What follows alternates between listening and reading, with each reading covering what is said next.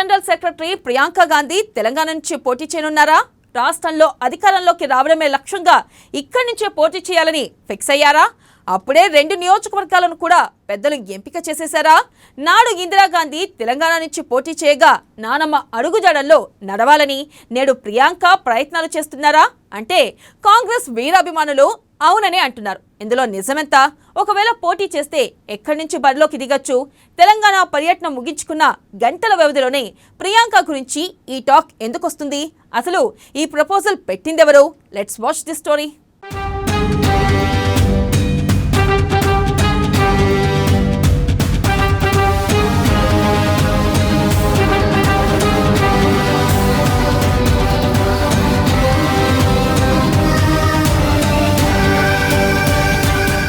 తెలంగాణపై కాంగ్రెస్ ఫోకస్, అధికారమే లక్ష్యంగా ప్రియాంక వ్యూహాలు, నానమ్మ బాటలోనే ప్రియాంక అడుగులు, మెదక్ మహబూబ్ నగర్ నుంచి బరిలో ప్రియాంక, ఇందిరమ్మకు పొలిటికల్ మైలేజ్ ఇచ్చిన మెతుకు సీమ, ప్రతి 20 రోజులకు ఓసారి ప్రియాంక రివ్యూలు, యూత్ డిక్లరేషన్ తో నిరుద్యోగ యువతకు దగ్గర, ప్రియాంక పోటీ వెనుక రేవంత్ హస్తం.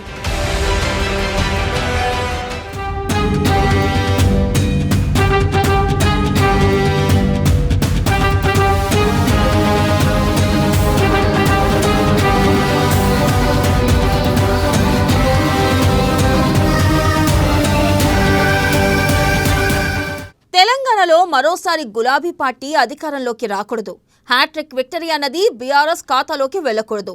వచ్చే ఎన్నికల్లో కేసీఆర్ కుటుంబానికి చావు దెబ్బ రుచి చూపించాలి. ఇవే తెలంగాణలో కాంగ్రెస్ బీజేపీ ఎన్నికల లక్ష్యాలు. మోదీ అమిత్ షా డైరెక్షన్లో తెలంగాణలో కేసీఆర్ను గద్దెదించేందుకు కమలనాథులు వ్యూహాత్మకంగా అడుగులేస్తుంటే గాంధీ కుటుంబం చరిష్మాతో తెలంగాణలో పార్టీకి పూర్వ వైభవం తీసుకురావాలని కాంగ్రెస్ పార్టీ తహతహలాడుతుంది. తెలంగాణ నుంచి ప్రియాంక గాంధీని ఎన్నికల బరిలో నిలిపే ఆలోచనలో పార్టీ హైకమాండ్ ఉన్నట్లు ప్రచారం జరుగుతుంది.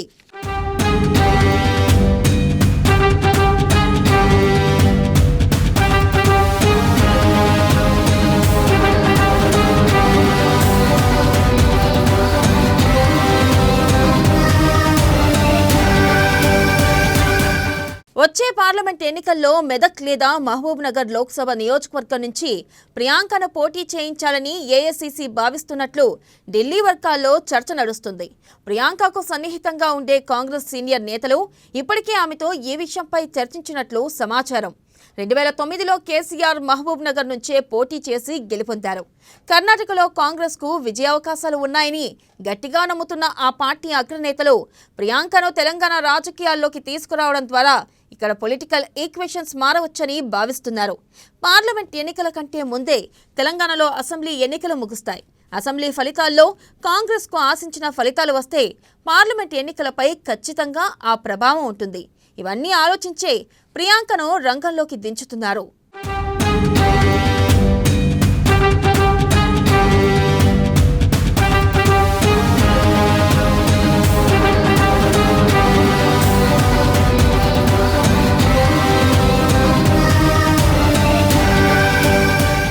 నానమ్మ ఇందిరాగాంధీ అడుగుజాడల్లో ప్రియాంక గాంధీ నడిచే అవకాశాలు కనిపిస్తున్నాయి.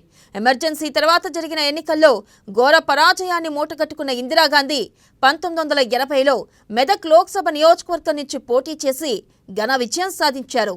దేశంలో అత్యవసర పరిస్థితి విధించి విమర్శ పాలైన ఇందిరాగాంధీని మెదక్ ప్రజలు హక్కున చేర్చుకుని పార్లమెంట్కు పంపించారు. ఒక రకంగా కాంగ్రెస్కు మరీ ముఖ్యంగా ఇందిరాగాంధీకి పునరుజ్జీవాన్ని ఇచ్చింది మెదక్.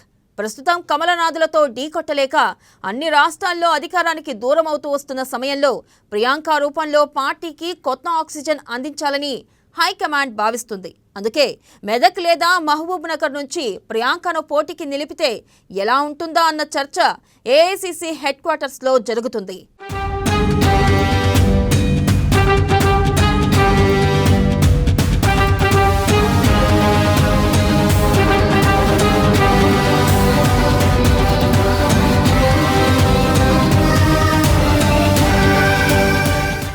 కర్ణాటకలో ఎన్నికల హడావిడి అయిపోగానే ఇక పూర్తి స్థాయిలో ప్రియాంక గాంధీ తెలంగాణపై ఫోకస్ పెట్టబోతున్నారు.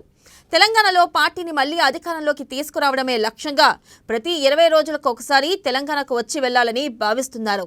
ఏడాది చివర్లోనే అసెంబ్లీ ఎన్నికలు ఉండడంతో ప్రతి నియోజకవర్గంలో పార్టీ పరిస్థితిపై ప్రియాంక నేరుగా రివ్యూ చేయబోతున్నారు. ఒక రకంగా తెలంగాణ కాంగ్రెస్ కు రాబోయే ఎన్నికల్లో ఫేస్ ఆఫ్ ది స్టేట్ గా ప్రియాంక మారబోతున్నారు.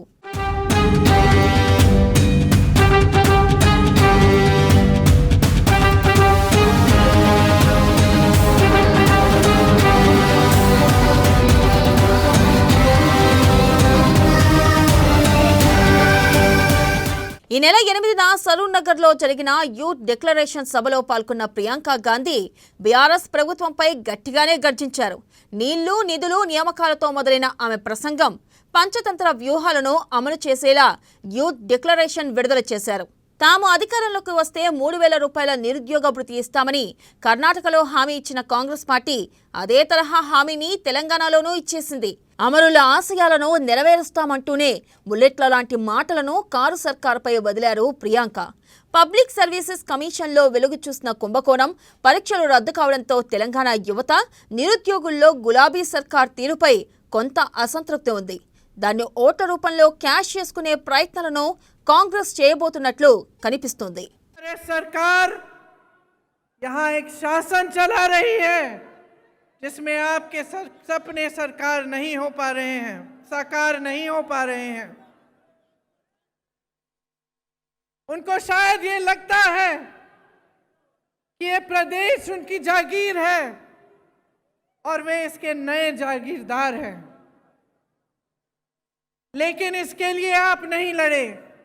इसके लिए आपके बहनों, आपकी भाइयों ने बलिदान नहीं दिया. इसके लिए आपका आंदोलन नहीं चला. आपका आंदोलन इसलिए चला कि आपको अपना पूरा हक मिले, कि जितने रोजगार बन रहे हैं वो यहाँ के युवाओं और युवतियों को मिले. और इसीलिए जब बीआरएस की सरकार ने कहा कि वो आपको कर्ज मुक्त करना चाहती है और ये वादा दिया, केसीआर जी ने कहा था कि हर घर में एक नौकरी देंगे. मैं आप सबसे पूछना चाहती हूँ, आपके घरों में नौकरी मिली कि नहीं? यहाँ के हाल में यहाँ के 40 लाख युवा बेरोजगार हैं. 2018 में इन्होंने कहा था कि हर महीने 3,000 रुपए बेरोजगारी का भत्ता मिलेगा. आपको मिल रहा है ये भत्ता? अगर भत्ता देते तो एक युवा को आज 1.5 लाख से ज्यादा रुपए मिलते. क्या मिल रहे हैं आपको? क्या मिले आपको? 2 लाख नौकरियों के पद खाली पड़े हैं, सरकार में भरे नहीं गए हैं, आपको नहीं दिए गए.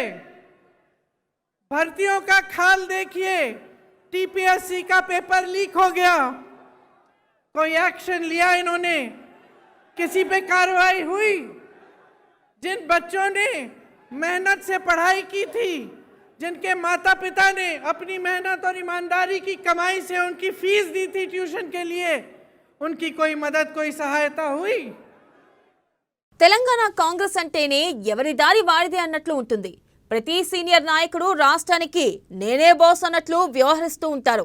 ఇక నేతల మధ్య విభేదాల సంగతి సరే సరి. రేవంత్ రెడ్డి పీసీసీ అధ్యక్షుడు అయిన తర్వాత లొల్లి మరింత పెరిగింది. రేవంత్ను వ్యతిరేకించే వర్గం, సమర్థించే వర్గంగా విడిపోయింది కాంగ్రెస్. కోమిట్ రెడ్డి లాంటి సీనియర్ నాయకుడు రేవంత్పై బహిరంగంగానే విమర్శలు గుప్పించారు. అయితే ఎన్నికలు సమీపిస్తున్న సమయంలో అంతర్గత కుమ్ములాటలతో పార్టీకి నష్టమే తప్ప ఒక్క ఓటు లాభం కూడా ఉండదు. తెలంగాణలో కాంగ్రెస్ను గెలిపించుకోకపోతే ఆ పార్టీ నేతలకు భవిష్యత్తు కూడా ఉండదు. చావో రేవో లాంటి పరిస్థితి. ఈ నేపథ్యంలో ప్రియాంక గాంధీని రంగంలోకి దించడం ద్వారా ఈ పరిస్థితిని మార్చవచ్చని రేవంత్ భావిస్తున్నారు.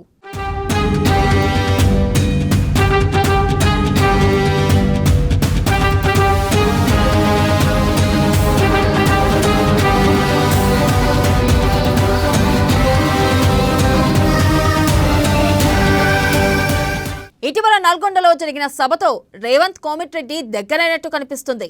విభేదాలు పక్కన పెట్టి పార్టీని అధికారంలోకి తేవాలన్న ఢిల్లీ ఆదేశాలతో నేతలు నడుస్తున్నట్లు కనిపిస్తుంది.